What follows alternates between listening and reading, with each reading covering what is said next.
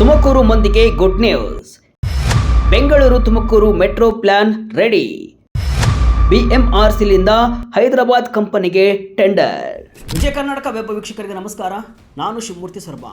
Silicon city ಬೆಂಗಳೂರಿನ ಗಡಿ ದಾಟಿ ಕಲ್ಪತರು ನಾಡು ತುಮಕೂರಿಗೆ ನಮ್ಮ ಮೆಟ್ರೋ ಲಗ್ಗೆ ಇಡಲು ಈಗ ಕಾಲ ಸನ್ನಿಹಿತವಾಗಿದೆ. ತುಮಕೂರಿಗೆ ಮೆಟ್ರೋ ಶುರುವಾಗುತ್ತೆ ಅನ್ನೋ ಸುದ್ದಿ ಮಾತ್ರ ಇತ್ತು. ಈಗ ಅದರ ಕೆಲಸಗಳು ಕೂಡ ಶುರುವಾಗಿವೆ.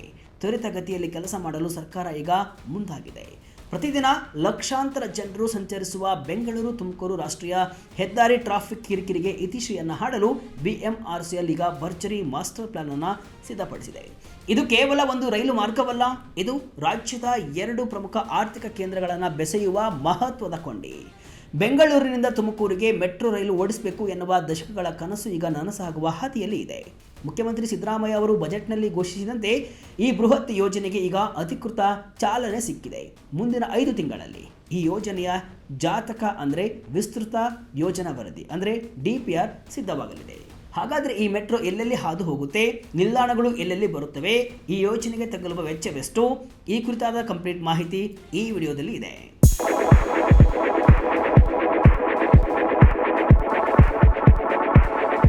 ಬೆಂಗಳೂರು ಮೆಟ್ರೋ ರೈಲು ನಿಗಮವು ತುಮಕೂರು ಮೆಟ್ರೋ ಯೋಜನೆಯನ್ನು ಅತ್ಯಂತ ಗಂಭೀರವಾಗಿ ಪರಿಗಣಿಸಿದೆ. ಯೋಜನೆಯ ಮೊದಲ ಹಂತವಾಗಿ ವಿಸ್ತೃತ ಯೋಜನಾ ವರದಿ ಅಂದರೆ DPR ಸಿದ್ಧಪಡಿಸಲು ಹೈದರಾಬಾದ್ ಮೂಲದ ಖ್ಯಾತ ಸಂಸ್ಥೆ RV ಅಸೋಸಿಯೇಟ್ಸ್ ಟೆಂಡರ್ ಪಡೆದುಕೊಂಡಿದೆ. ಸುಮಾರು 1.26 ಕೋಟಿ ರೂಪಾಯಿ ವೆಚ್ಚದಲ್ಲಿ ಈ ವರದಿಯನ್ನು ತಯಾರಿಸಲು ಕಂಪನಿಗೆ ಜವಾಬ್ದಾರಿಯನ್ನು ನೀಡಲಾಗಿದೆ. ಈ ಸಂಸ್ಥೆಯು ಮುಂದಿನ 5 ತಿಂಗಳ ಅವಧಿಯಲ್ಲಿ ಮೆಟ್ರೋ ಮಾರ್ಗಕ್ಕೆ ಸಂಬಂಧಿಸಿದ ಪ್ರತಿಯೊಂದು ಸಣ್ಣ ಅಂಶವನ್ನು ಕೂಡ ಅಧ್ಯಯನ ಮಾಡಲಿದೆ. ಅಂದರೆ ರೈಲು ಮಾರ್ಗದ ನಿಖರವಾದ ಸ್ಥಳ ಯಾವುದು, ಎಲ್ಲೆಲ್ಲಿ ಪಿಲ್ಲರ್ಗಳನ್ನು ನಿರ್ಮಿಸಬೇಕು, ಯೋಜನೆಗೆ ಎಷ್ಟು ಭೂ ಸ್ವಾಧೀನ ಮಾಡಿಕೊಳ್ಳಬೇಕಾಗುತ್ತೆ, ಪರಿಸರಕ್ಕೆ ಹಾನಿಯಾಗದಂತೆ ಎಷ್ಟು ಮರಗಳನ್ನು ಕಡಿಯಬೇಕಾಗುತ್ತೆ ಮತ್ತು ನಿಲ್ದಾಣಗಳ ವಿನ್ಯಾಸ ಹೇಗಿರಬೇಕು ಎಂಬ ಬಗ್ಗೆ ವೈಜ್ಞಾನಿಕ ವರದಿಯನ್ನು ನೀಡಲಿದೆ. ಅಷ್ಟೇ ಅಲ್ಲದೆ ಭವಿಷ್ಯದಲ್ಲಿ ರೈಲುಗಳ ಸಂಚಾರದ ದಟ್ಟಣೆ ಮತ್ತು ಇಂಟರ್ಚೇಂಜ್ ಸೌಲಭ್ಯಗಳ ಬಗ್ಗೆಯೂ ಕೂಡ ಈ ವರದಿಯಲ್ಲಿ ಮಾಹಿತಿ ಇರಲಿದೆ. ತುಮಕೂರಿನ ಶಿರಾ ಗೇಟ್ವರೆಗೂ ಮೆಟ್ರೋ, ಬೆಂಗಳೂರಿನಿಂದ 2 ಗಂಟೆ ಪ್ರಯಾಣ. ಸದ್ಯ ಬೆಂಗಳೂರಿನ ನಮ್ಮ ಮೆಟ್ರೋದ ಹಸಿರು ಮಾರ್ಗವು ನಾಗಸಂದ್ರದಿಂದ ವಿಸ್ತರಣೆಗೊಂಡು ಮಾಧವರ ನಿಲ್ದಾಣದಲ್ಲಿ ಕೊನೆಗೊಳ್ಳುತ್ತೆ. ಅಲ್ಲಿಂದ ಮುಂದೆ ತುಮಕೂರಿನ ಶಿರಾ ಗೇಟ್ವರೆಗೆ ಬರೋಬ್ಬರಿ 59.60 ಕಿಲೋಮೀಟರ್ ದೂರದವರೆಗೆ ಮೆಟ್ರೋ ಹಳಿಗಳನ್ನು ನಿರ್ಮಿಸಲು ಉದ್ದೇಶಿಸಲಾಗಿದೆ. ಈ ಮಾರ್ಗವು ರಾಷ್ಟ್ರೀಯ ಹೆದ್ದಾರಿ 48ರ ಉದ್ದಕ್ಕೂ ಸಾಗಲಿದ್ದು ನೆಲಮಂಗಲ, ದಾಬಸ್ಪೇಟೆ ಮತ್ತು ಖ್ಯಾತಸಂದ್ರದಂತಹ ಪ್ರಮುಖ ಕೈಗಾರಿಕಾ ಮತ್ತು ವಾಣಿಜ್ಯ ಪ್ರದೇಶಗಳನ್ನು ಒಳಗೊಳ್ಳಲಿದೆ. ಕಾರ್ಯಸಾಧ್ಯತಾ ವರದಿಯ ಪ್ರಕಾರ ಇದು ಸುಮಾರು 2 ಗಂಟೆಗಳ ಸುದೀರ್ಘ ಪ್ರಯಾಣದ ಮಾರ್ಗವಾಗಲಿದೆ. ಪ್ರಯಾಣಿಕರ ಅನುಕೂಲಕ್ಕಾಗಿ ಮತ್ತು ತಾಂತ್ರಿಕ ನಿರ್ವಹಣೆಗಾಗಿ ನೆಲಮಂಗಲ ಮತ್ತು ತುಮಕೂರು 2 ಕಡೆಗಳಲ್ಲಿ ಬೃಹತ್ ಮೆಟ್ರೋ ಡಿಪೋಗಳನ್ನು ನಿರ್ಮಿಸಲು ಸರ್ಕಾರ ಯೋಜಿಸಿದೆ. ಇದು ಕರ್ನಾಟಕದ ಮೊದಲ ಅಂತರ್ಜಿಲ್ಲಾ ಮೆಟ್ರೋ ಸಂಪರ್ಕ ಎಂಬ ಹೆಗ್ಗಳಿಕೆಯೂ ಕೂಡ ಪಾತ್ರವಾಗಲಿದೆ. ಈ 60 ಕಿಲೋಮೀಟರ್ ವ್ಯಾಪ್ತಿಯಲ್ಲಿ ಒಟ್ಟು 25 ಸಂಭಾವ್ಯ ನಿಲ್ದಾಣಗಳನ್ನು ಗುರುತಿಸಲಾಗಿದೆ. ಈ ನಿಲ್ದಾಣಗಳು ಬೆಂಗಳೂರಿನ ಹೊರವಲಯದಿಂದ ತುಮಕೂರಿನ ಹೃದಯ ಭಾಗದವರೆಗೆ ಸಂಪರ್ಕವನ್ನು ಕಲ್ಪಿಸಲಿವೆ. 25 ನಿಲ್ದಾಣಗಳು ಯಾವುವು ಅಂತ ನೋಡ್ಕೊಂಡು ಬರೋದಾದರೆ ಎಲ್ಲೆಲ್ಲಿ ಬರಲಿವೆ ನಿಲ್ದಾಣ: ಮಾದಾವರ ಆರಂಭಿಕ ನಿಲ್ದಾಣ, Makali, Dasanapura, Nelamangala, weaver colony, Nelamangala Vishweshwarapura, Nelamangala toll gate, Budihal, T Begur, Tippagondanahalli, Kulavanahalli, Mahimapura, Bildankote, Sompura ಕೈಗಾರಿಕಾ ಪ್ರದೇಶ, ದಾಬಸ್ಪೇಟೆ, ನಲ್ಲಾಯನಪಳ್ಯ, ಚಿಕ್ಕಹಳ್ಳಿ, ಪಂಡಿತನಹಳ್ಳಿ, ಹಿರೇಹಳ್ಳಿ ಕೈಗಾರಿಕಾ ಪ್ರದೇಶ, Kyansandra bypass, Kyatsandra, SIT, Siddhartha college, Tumakuru bus ನಿಲ್ದಾಣ, ಟೂಡಾ ಲೇಔಟ್, ಶಿರಾಗೇಟ್ ಇದು ಅಂತಿಮ ನಿಲ್ದಾಣ. ಈ ನಿಲ್ದಾಣಗಳು ಕೇವಲ ಜನವಸತಿ ಪ್ರದೇಶಗಳನ್ನಷ್ಟೇ ಅಲ್ಲದೆ ಪ್ರಮುಖ ಕೈಗಾರಿಕಾ ವಲಯಗಳಾದ ಸೋಂಪುರ ಮತ್ತು ಹಿರೇಹಳ್ಳಿಯನ್ನು ಸಂಪರ್ಕಿಸುವುದರಿಂದ ಕಾರ್ಮಿಕರಿಗೆ ಮತ್ತು ಉದ್ಯೋಗಿಗಳಿಗೆ ವರದಾನ. 20,000 ಕೋಟಿ ವೆಚ್ಚದಲ್ಲಿ ಯೋಜನೆ, ಸಾಧ್ಯವಿರುವ ಕಡೆಗಳಲ್ಲಿ ಡಬಲ್ ಡೆಕ್ಕರ್. ಇಷ್ಟು ದೀರ್ಘವಾದ ಮಾರ್ಗ ನಿರ್ಮಾಣಕ್ಕೆ ಭಾರಿ ಪ್ರಮಾಣದ ಬಂಡವಾಳ ಬೇಕಾಗುತ್ತೆ. ವರದಿಗಳ ಪ್ರಕಾರ ಈ ಯೋಜನೆಯ ಜಾರಿಗೆ 2 ರೀತಿಯ ಹಣಕಾಸು ಮಾದರಿಗಳನ್ನು ಸರ್ಕಾರ ಪರಿಶೀಲನೆ ಮಾಡ್ತಾ ಇದೆ.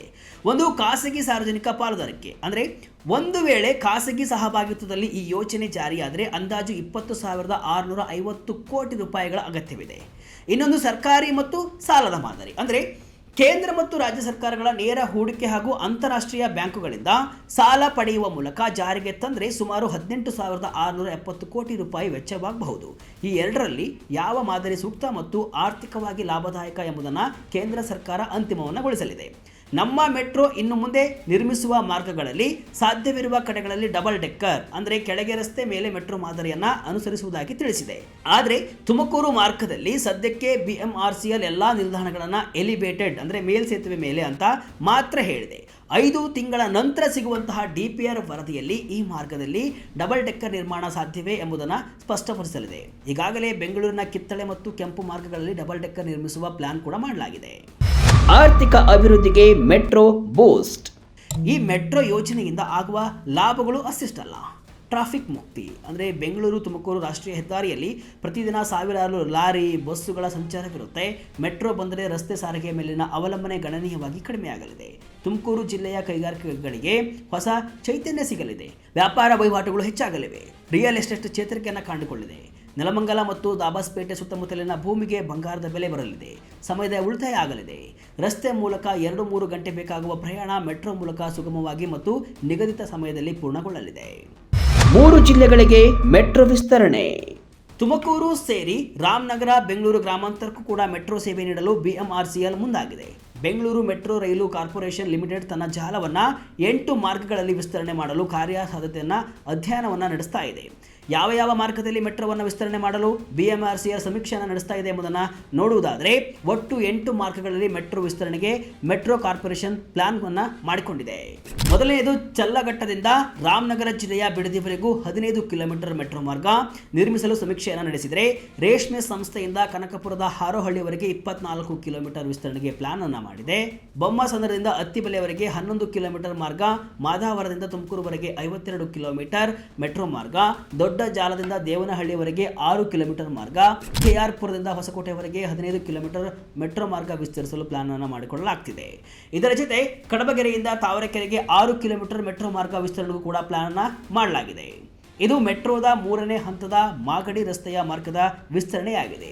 ಅದರ ಜೊತೆ ಕಾಳೇನ ಅಗ್ರಹಾರದಿಂದ Bannerghatta national park, Jigani, Anekal, Attibele, Sarjapura, Varthur, Kadugodi, tree park ನಡುವೆ 68 ಕಿಲೋಮೀಟರ್ ಮೆಟ್ರೋ ಮಾರ್ಗ ನಿರ್ಮಿಸಲು BMRCL ಯೋಜನೆಯನ್ನು ರೂಪಿಸ್ತಾ ಇದೆ.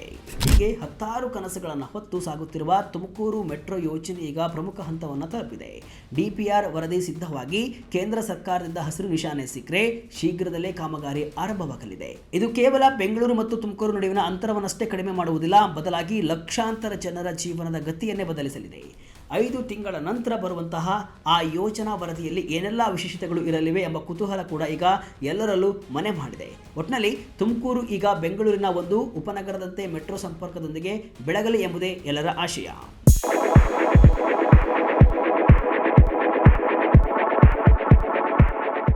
ಇದಿಷ್ಟು ಇವತ್ತಿನ ವಿಶೇಷ.